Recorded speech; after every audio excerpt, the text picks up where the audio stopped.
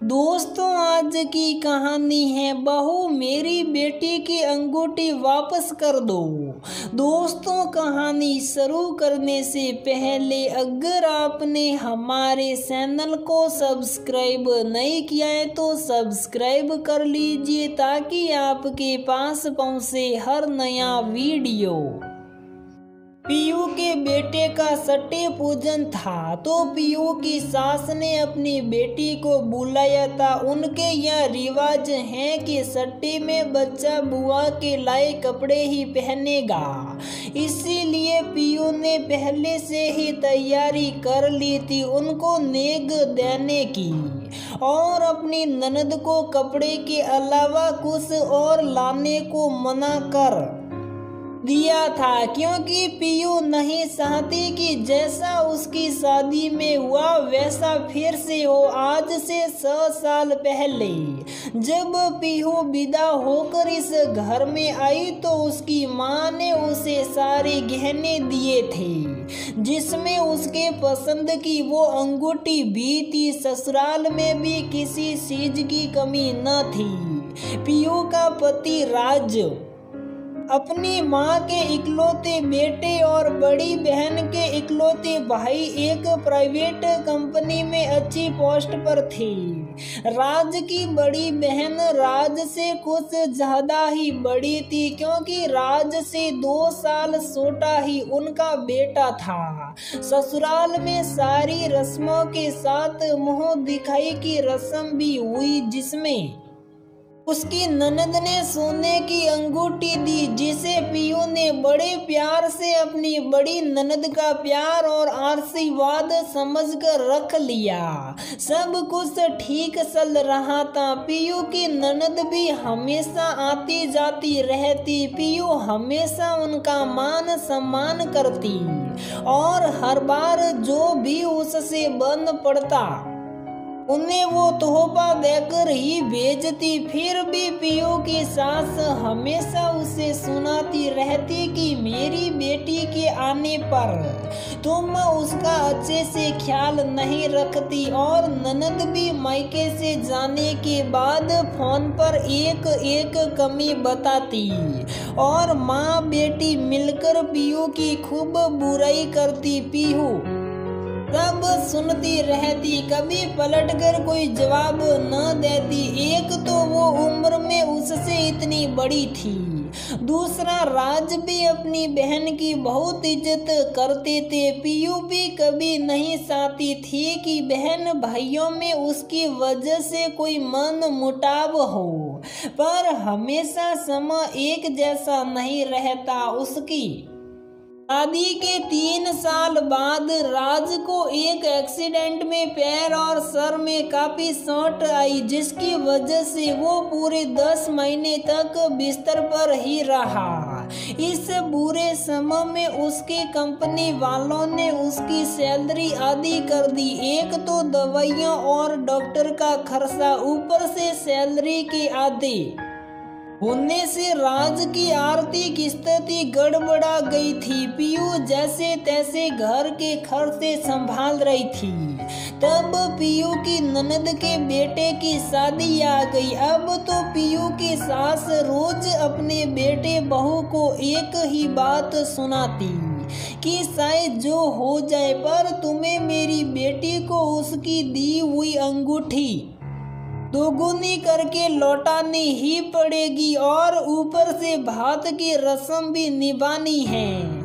इससे पीयू के मन में बस यही ख्याल आता कि पहले पता होता कि इस घर में मुंह दिखाई के तोहफे भी वापस करने होंगे तो वो लेती ही नहीं। दिन रात पीयू और राज यही सोचते कि कहाँ से इतना पैसा आए। फिर एक दिन पीयू ने अपनी सास से हिम्मत करके कहा, मम्मी जी, जो अंगूठी दीदी ने मुझे दी थी मैं वही वापस कर देती हूँ, या अपने मायके वाली अंगूठी दे दूँ। तो उसकी सास गुस्सा करते हुए बोली, अपना उत्तर न दोगी मेरी बेटी को। आखिर हार कर पीयू और राज ने वो दोनों अंगूठी बेचकर उनका गिफ्ट उन्हें वापस किया।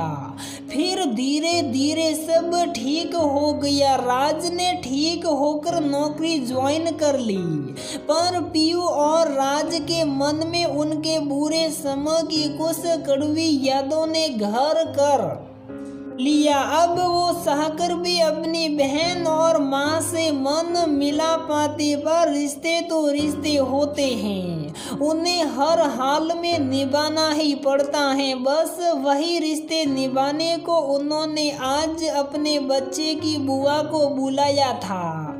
नियत समय पर आकर बुआ ने बच्चे को नए कपड़े पहनाए, आंखों में काजल लगाया और मुन्ने को गोदी में लेकर सोने की सेन पहनाने लगी तो वहीं बैठी पीयू ने हाथ जोड़ दिए और बोली, नहीं दीदी, ये सेन मैं नहीं ले सकती, और उन्हें अपने लाए हुए साड़ी और पायल देते हुए बोली, दीदी ये आपका नेग है जिसे आप मेरे और रवि की तरफ से स्वीकार करें, पर आपकी लाई हुई सोने की सेन में नहीं ले सकती। अभी तो आपकी दी अंगूठी वापस करने के लिए मुझे 2 अंगूठियां बेचनी पड़ी। अब ये सेन वापस करने को पता नहीं क्या बेचना पड़ेगा। और अपनी सास की तरफ देख कर बोली, ऊपर से मम्मी जी मुझे रोज सुनाएगी कि उनकी बेटी ने सोने की सेन दी है तो उसे दोगुना करके वापस भी करना है। वहीं बैठे राज ने भी पीयू की हाँ में हाँ मिलाते हुए कहा, दीदी पीयू सही बोल रही हैं, आपके तोहफे हमें बहुत भारी पड़ जाते हैं। कभी कभी हमारे पास उन्हें लौटाने को पैसे नहीं होते तो बहुत मुश्किल हो जाती है।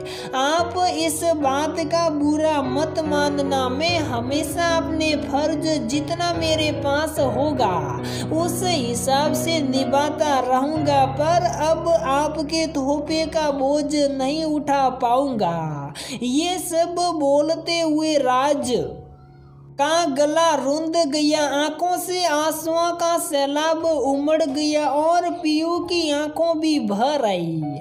आज दूर खड़ी पीयू की सास की कुछ भी बोलने की हिम्मत नहीं पड़ रही थी, क्योंकि जब उनके बेटे बहू को उनके साथ की सबसे ज्यादा जरूरत थी उस समय वो सिर्फ अपनी बेटी की मां बनी रही और उनके गलत व्यवहार ने एक भाई के मन में अपनी बहन के लिए एक दूरी बना दी जो शायद कभी मिट नहीं पाएगी। वही बहन सोच रही थी कि मैंने अपने भाई के मुश्किल समय में भी उसको ये नहीं बोला कि कोई बात नहीं, मैं तुम्हारे साथ हूँ।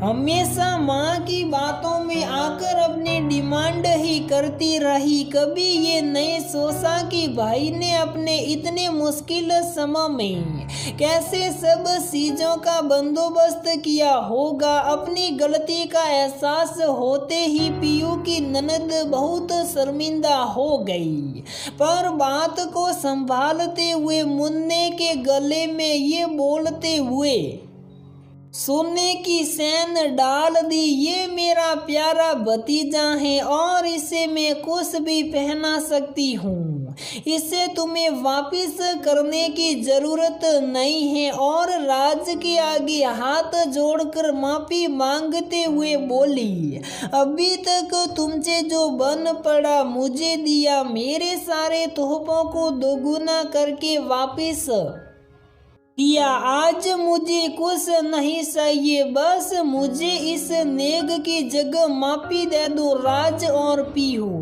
राज और पीयू ने आगे बढ़कर अपनी बहन के हाथ पकड़ते हुए कहा, दीदी आप बड़ी हैं, ये हाथ आशीर्वाद देते अच्छे लगते हैं, हाथ जोड़ते नहीं। मैं तो बस इतना चाहता हूँ कि आप मेरी परेशानी समझो और मैं आपकी फालतू में ये तोहफे बीच में लाकर हम अपने प्यार और विश्वास को कम न करें। ये सारी बातें दूर खड़ी पीयू की सास को भी समझ आ गई कि सिर्फ तोहफा दोगुना करके देने से कुछ नहीं होता, बल्कि प्यार दोगुना और 4 गुना होना चाहिए। तो दोस्तों, हमारी ये कहानी यहीं पर समाप्त होती है। अगर आपको हमारी ये कहानी पसंद आती है तो प्लीज़ वीडियो को लाइक करें, शेयर करें और हमारे चैनल को सब्सक्राइब ज़रूर करें।